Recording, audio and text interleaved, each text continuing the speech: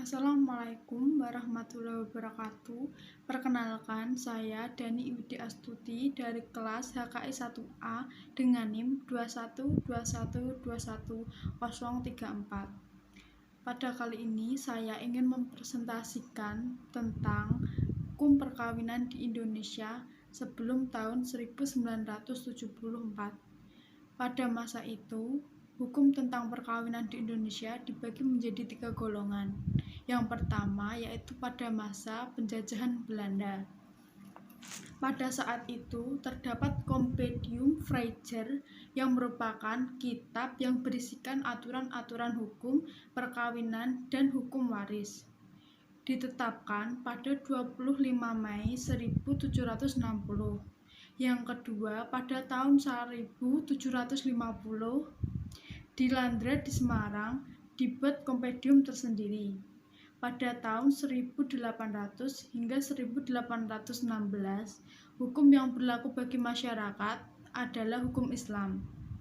Pada tahun 1823 meresmikan Pengadilan Agama Palembang. Kemudian pada tahun 1882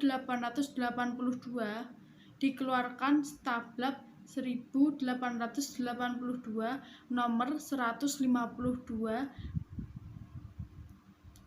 Pada tahun 1931 dibentuklah Stablab tentang 3 pokok peradilan agama. Berikut yang merupakan isi dari 3 pokok wewenang peradilan agama. Yang pertama yaitu pengadilan agama dipimpin oleh seorang penghulu.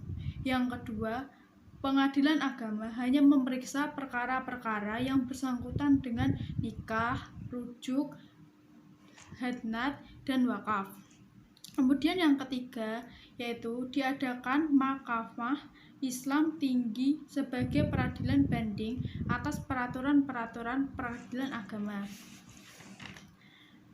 Kemudian juga terdapat teori receptio in incompletio yang menyatakan bahwa syariat Islam secara keseluruhan.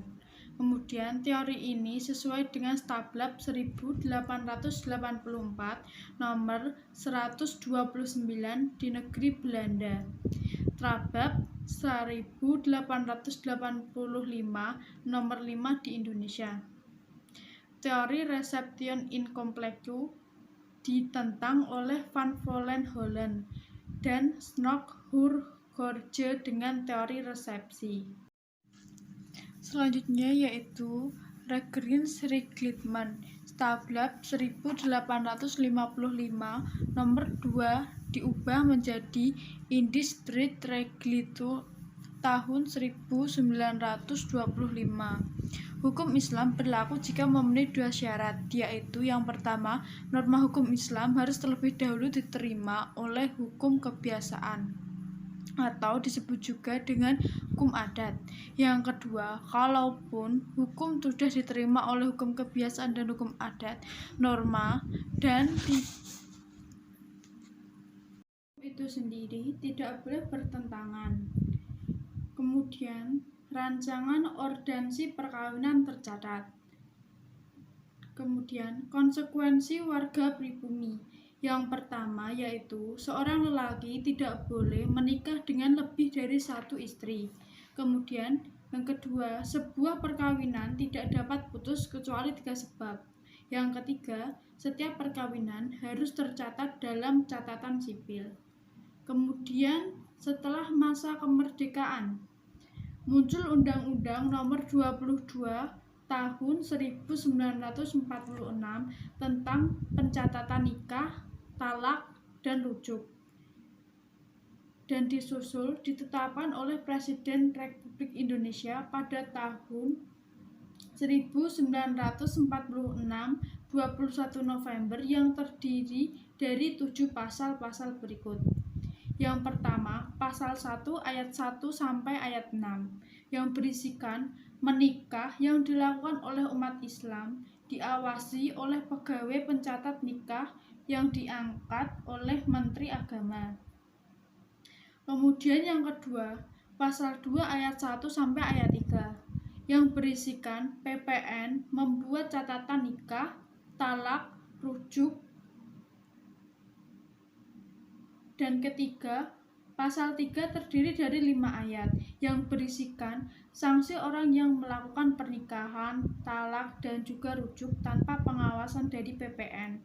Keempat, pasal 4 berisikan hal-hal yang boleh dihukum pada pasal 3. Kemudian pasal 5 berisikan peraturan untuk menjalankan undang-undang yang telah ditetapkan oleh Menteri Agama.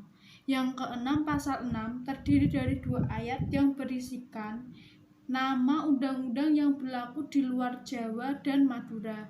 Yang terakhir, pasal 7 berisikan undang-undang yang berlaku untuk Jawa dan Madura. Sekian dari saya, Deni Wida Astuti. Mohon maaf jika ada kesalahan dari kata-kata yang disengaja ataupun tidak disengaja. Sekian, wassalamualaikum warahmatullahi wabarakatuh.